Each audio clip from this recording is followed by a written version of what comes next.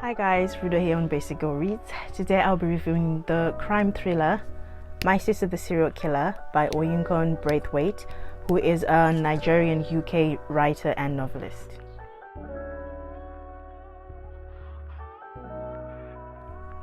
So the book is a crime thriller based on the lives of two sisters, Korede and Ayola. Ayola being the younger one and Korede being the oldest one. The thing about the book is Ayola tends to have this habit of killing all of her boyfriends or anyone that she is in a relationship with.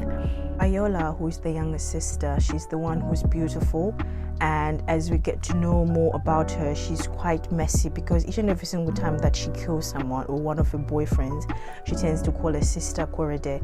Korede is the older one and she's not seen as pretty.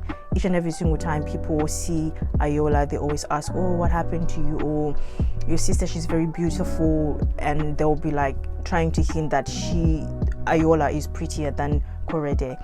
The relationship kind of gets tense when Ayola ends up wanting Tade. Tade is a doctor who works where Korede is a nurse, and Korede has always had a crush on Tade, but she didn't have the courage to approach him. And Tade, he kind of flirted with her, but it was not to the extent of him wanting to be with her. So one day Ayola walks into the hospital, or clinic rather, and she sees Tade, or rather Tade sees her and is immediately attracted to her. Then he asks Korede if she could arrange something so that he can be with his sister. But Korede, knowing her sister, she knows you either end up dead or maybe in a worse situation. While Korede is trying to stop Tade from falling for his sister, mainly because she wants him to, but also because she doesn't want him to wind up dead, she's also going through anxiety because of Femi. Femi is the last person that Ayola killed. Actually, he's not the last person, he's the second from last person that she killed, and the police are looking for him because his sister is putting a lot of pressure on them, and he knows that the last time she heard from him, she was with Ayola.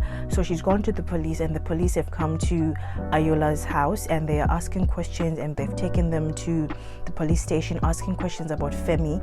But because she's pretty, Ayola tends to get away with it because the police quickly assuming just because she's pretty, she could not have done anything like that. So whilst all the investigations are going on, Korede, being the one who cleaned up the mess and who ended up throwing Femi's body in the river, she cannot stop thinking about Femi because she ends up dreaming about him. She ends up going on his blog because he used to be a writer, and she reads his poems and everything. So in her subconscious, she's feeling very guilty. But on the other end, Ayola, who is actually the one who killed Femi, she's not fazed at all. She's relaxed. She's actually planning to go on other dates with other men. She's actually not even thinking about Femi. So Korede's guilty conscience eats her up. So as Korede keeps thinking about Femi and dreaming about him, and she ends up being obsessed with him, trying to go on his site, looking at his poems and everything, she ends up looking back to see how exactly it all started with Ayola having to kill all her lovers. And in the book, there are different chapters. The chapters, they're not very long. It could be 1 page or 3 pages, and in each and every single chapter there's a different story, but the story, it links to what's going on now with the police investigating about Femi and how Ayola ends up being a serial killer. So there's also stories about their father. The father, he dies mysteriously, but as Korede keeps thinking about it, it seems like Ayola is the one who killed him. There's a chapter called School where Korede narrates on how when she was in high school, boys would draw girls' bodies and then they would compare them from 0 to 8 or 0 to 10, and then they would compare if someone's body looked like a Coca-Cola bottle or if they looked like a stick. And whenever they drew Korede, she always had bulging eyes and like very exaggerated lips. And then when Ayola came to school, on her first day she was asked out by a senior, which was something that never happened, and to her that kind of showed that she was the lesser pretty sister. So it kind of tells you about the relationship between the two of them, and how Korede was always the one who was protecting Ayola from her father, because I think the father is the only one who treated them the same.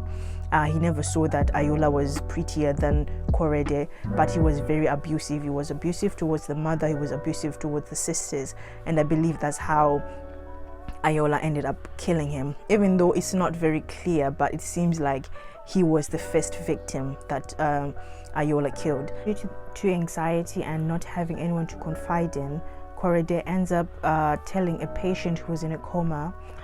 She ends up telling him everything, but because he's in a coma and she knows he can't do anything about it, she feels safe about it. But after a while, Muta, who is the patient, he wakes up from his coma and he ends up narrating everything. Apparently he could hear everything. He could not respond, but he could definitely hear what Korede was saying. So Muta promises not to tell anyone about Ayola, but he encourages her and tells her to at least tell the police and to confess everything. But now Korede, because she loves her sister and she's protected her for a very long time, she's now torn on whether telling the police, and also the fact that Tade is now in the picture. She's now caught between telling the police because of Tade or telling the police because the sister, she's now a serial killer, because by the time she gets to Tade, I think she's on 5 people that she's killed so far. So now she's caught in between and she doesn't know. She saved Tade.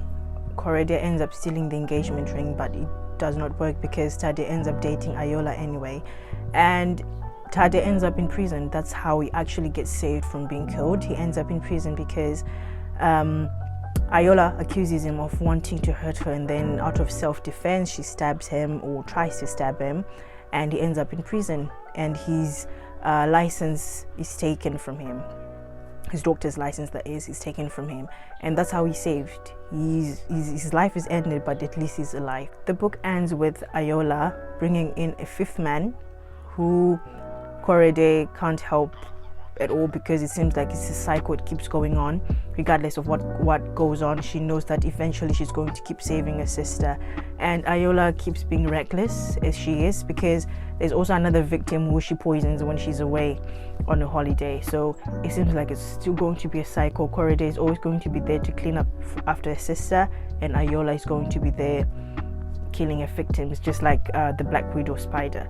So if you're someone who's interested in a light read or something that doesn't take time, because this book is quite small, it's not very thick, and the chapters, they're like 1 page or 2 pages or 3 pages, and she doesn't use complex words or complex phrases, so it's quite easy to understand, and it's quite funny, and I'm pretty sure you enjoy it. If you're a first timer like me, this was actually my first time reading a crime thriller. I really enjoyed it. And if you have anything to contribute, or if you have a comment, or if you want to talk about the book, please feel free to leave a comment, and don't forget to like, comment and subscribe. Until next time, bye.